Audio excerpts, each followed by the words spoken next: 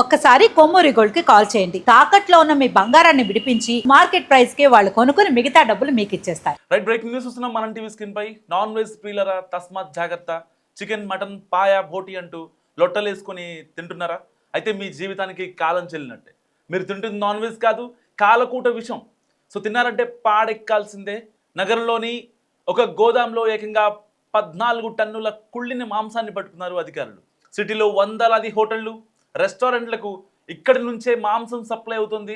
So అంటే మీరు తిన్న మాంసం కూడా గత కొద్ది రోజులుగా ఈ కుళ్ళిపోయిన మాంసమే అయి ఉంటుంది. ఓల్డ్ సిటీ మంగళ్ హాట్ పరిధిలోని A to Z sheep and goat offals పేరుతో మాంసం వ్యాపారం నిర్వహిస్తున్నాడు అఫ్రోజ్ అనే వ్యక్తి.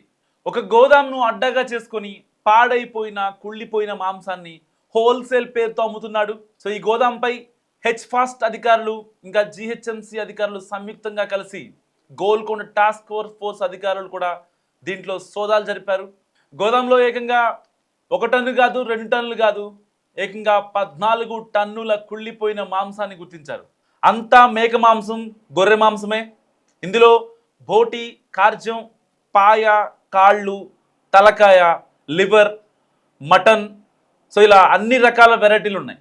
సంచుల్లో, బకెట్లలో కుప్పలు కుప్పలుగా ఉన్న మాంసాన్ని చూసి అధికారులే షాక్ అయ్యారు. 1000 కిలోల మాంసాన్ని వారాల తరబడి నిల్వ ఉంచుతున్నారు ఇక్కడ ముఠా. ఇటు మహారాష్ట్ర, ఢిల్లీ, కశ్మీర్ నుంచి మాంసాన్ని హైదరాబాద్కి దిగుమతి చేసుకొని మంగళ్ హాట్లో అక్రమంగా నిల్వ ఉంచుతున్నాడు. ఈ మాంసం ఎన్ని వారాలు నిల్వ ఉంచినా కుళ్ళిపోయిన వాసన రాకుండా అండ్ గట్టిపడకుండా ఒక హానికర కెమికల్స్ కలుపుతున్నారు. మాంసాన్ని నీటిలో నానబెట్టి కెమికల్స్ కలిపి సంచుల్లో ప్యాక్ చేసి అండ్ ఫ్రీజర్లో స్టోర్ చేస్తున్నారు. ఈ మాంసాన్ని హోల్సేల్ పేరుతో నగరంలోని వందలాది రెస్టారెంట్లు, హోటళ్లకు సప్లై చేస్తున్నారు ఈ అఫ్రోజ్, ఈ సందీప్ అలియా సంజు. కొనుగోలు చేయడానికి వచ్చిన వాళ్ళు చూస్తే మాంసం చాలా ఫ్రెష్గా ఉంది, మెత్తగా కనిపించేలా కెమికల్స్ కలుపుతున్నారు. అండ్ మాంసం నుంచి ఎర్రగా కారుతుంది కదా, అది రక్తం అని భ్రమపడేలా చేస్తారు. అంటే ఫ్రెష్ లాగా కనివ్వడం కోసం ఈ యొక్క సందీప్ అండ్ అఫ్రోజ్ చేసే అరాచకం అనమాట ఇది.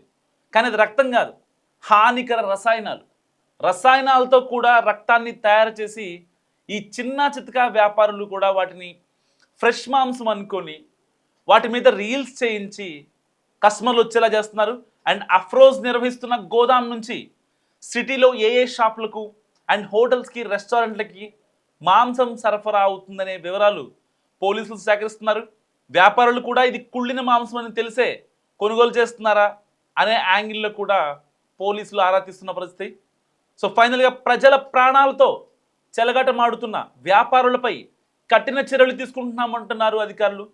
గోదాంను సీజ్ చేసి మాంసాన్ని కాల్చివేశారు అధికారులు. ఒక్క గోదాంలోనే 14,000 కిలోలు అంటే 14 టన్నుల ఇటు గొర్రె మాంసం, మేక మాంసం లభ్యమైందంటే నిత్యం ఎన్ని హోటళ్ళకి ఈ ప్రమాదకర మాంసం సప్లై అవుతుందో జస్ట్ ఇమాజిన్, మీరే అర్థం చేసుకోండి. ప్రజలు బయట ఫుడ్ తినేటప్పుడు, ముఖ్యంగా నాన్ వెజ్ తినేటప్పుడు అప్రమత్తంగా ఉండాలని సూచిస్తున్నారు అధికారులు ఎన్నిసార్లు రైడ్స్ చేసినా ఇటు హెచ్ఫాస్ అధికారులు కావచ్చు, ఇటు GHMC అధికారులు కావచ్చు, ఇటు పోలీసులు కావచ్చు, ఎంతమంది ఎన్ని రకాలుగా చేసినా కానీ ఈ యొక్క హోల్సేల్ ధరకే ఇస్తామని చెప్పేవాళ్ళు మాత్రం అస్సలు మారట్లేదు. పర్టికులర్గా కొన్ని హోటల్స్ కూడా ఏదైతే హోల్సేల్, ఇప్పుడు suppose per KG mutton 890 rupees అనుకోండి, హైదరాబాద్లో హోల్సేల్గా ఎక్కడ దొరుకుతుంది? ఏ చెంగిచెర్ల మార్కెటో, లేకపోతే బేగం బజారో, లేదంటే 100 ఫీట్ రోడ్ల దగ్గర. సో ఇలాంటి కొన్ని ప్లేసెస్ ఉంటాయి. సిటీ అవుట్స్కట్స్ దగ్గర అయితే కొన్ని ప్లేసెస్ ఉంటాయో ఆ ప్లేసెస్ దగ్గరికి వెళ్ళి హోల్సేల్ అంటారు. అక్కడ దాదాపుగా వీళ్ళకి కేజీ మటను మనం మటన్ షాప్కి వెళ్ళి కొంటేనేమో 890, 900 రూపీస్, కానీ ఇక్కడ కేవలం 500 రూపాయలు మాత్రమే. సేమ్ మటన్ అంటారు. మేము కోసేది గొర్రె కాదు, మేకే అంటారు. ఈవెన్ దాని తోకని కూడా చర్మం ఒలిచిన తర్వాత లోపల వేస్ట్ మొత్తం తీసిన తర్వాత హ్యాంగ్ చేసి పెడతారు కదా, ఈవెన్ దానికి తోకని చూపించి బ్లాక్ కలర్లోనే ఉంటుంది. సో దాన్ని మేకనే అంటారు. మనల్ని కూడా నమ్మిస్తారు. పక్కన తలకాయని కూడా పెడతారు వాళ్ళ షాపుల వాళ్ళు.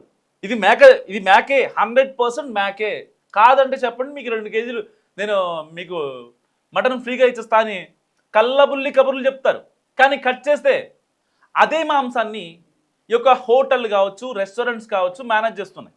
ఓకే ఫైన్, ఇచ్చారనే అనుకుందాం. అది మహా అయితే ఒక 1 డే. సరే, హైదరాబాద్లోని ఏ రెస్టారెంట్లు అయినా నిల్వ ఉంచకుండా ఫ్రెష్గా పెట్టే హోటల్స్ నిజంగా వేళ్ల మీద లెక్క పెట్టవచ్చు. సరే, మనం కిచెన్కి వెళ్ళి మనం అబ్జర్వ్ చేయం, హైజీన్గా ఉందా, మాంసం ఎప్పటిది.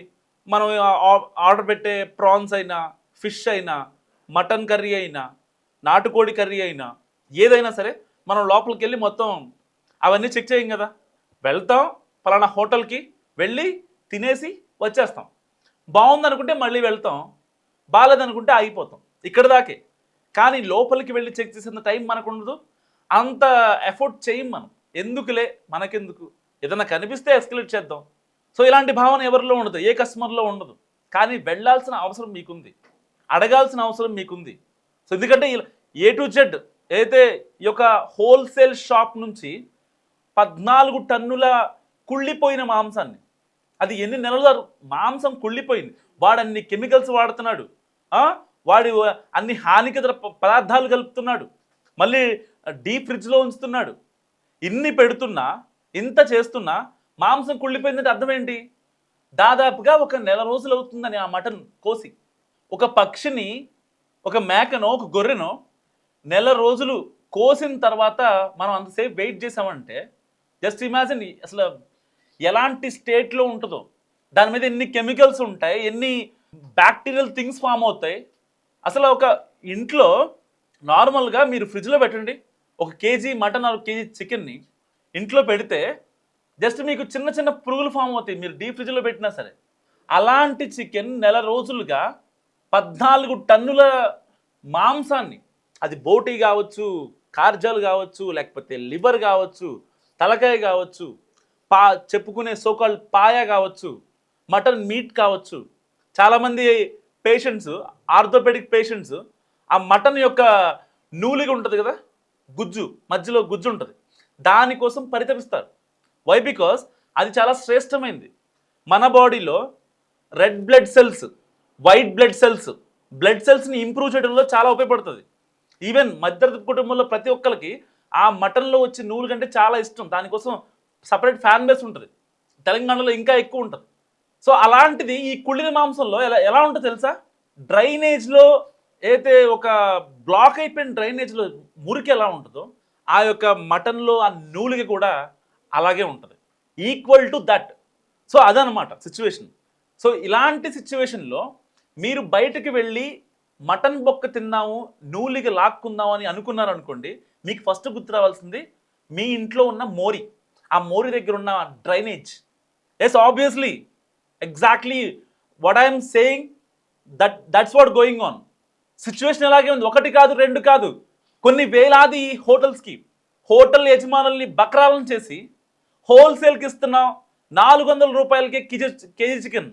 ఒక 10 కేజీలు గొర్రెమో, మేకేమో 13,000 చెప్తారు. సంతకెళ్ళండి మీరు, చెంగిచెర్ల కానీ ఎక్కడికైనా వెళ్ళండి, 10 కేజీలు ఉన్న ఒక మేక కానీ గొర్రె కానీ అందాజుగా 13,000 నుంచి 15,000 వరకు ఉంటుంది.